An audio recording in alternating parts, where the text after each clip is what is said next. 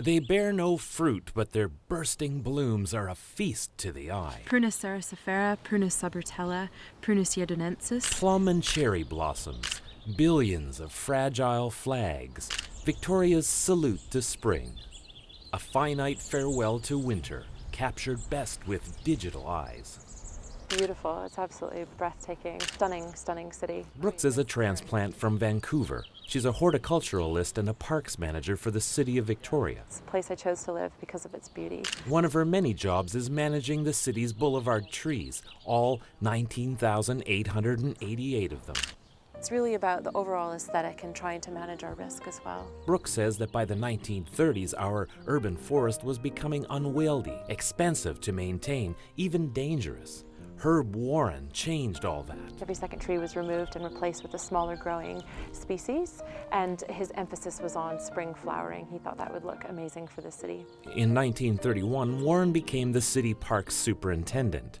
Cultivating his vision, he worked tirelessly for 40 years. Whoever he could think of to write a letter to, he was writing letters and doing his research to ascertain which were strong growing varieties and cultivars that would perform well in a climate similar to ours. He traveled the continent, looking at city parks and green spaces for inspiration, part of his family vacation.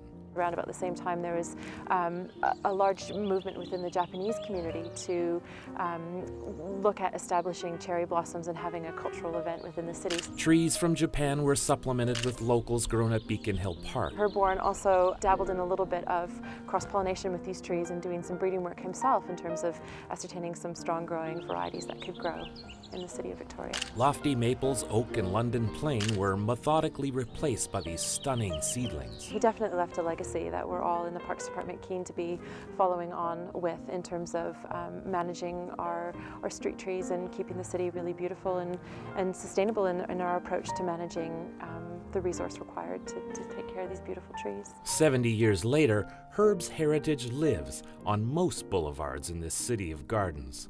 An urban forest that he could really only imagine. Unfortunately, Warren's trees are old.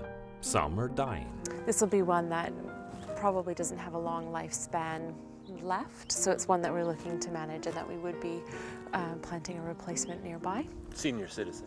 Senior citizen, yes. A lot of them have decay and wounds, so we're looking at developing strategies to effectively manage our aging urban forest. Climate change and water restrictions have furthered their decline, but Brooks says that efficient management and diversification will keep these trees blooming. So we're replanting areas blocks at a time and removing trees where they're dangerous to the public and making sure that we're retaining the beauty of Victoria. Today, Warren's pioneer spirit is being supplemented by technology. Every tree, including 3,648 prunus, are assigned GPS coordinates, each cataloged to provide real-time data to Brooke and her team. Wow, just all kinds of stuff. The data is live instantaneously, and anyone can look up, within our department, the work that needs to be carried out the next day. Brooke says that Victoria continues to live up to its reputation. Cities worldwide are visiting, seeking inspiration, much like Herb Warren did, recognizing the many values of our stunning urban forest. In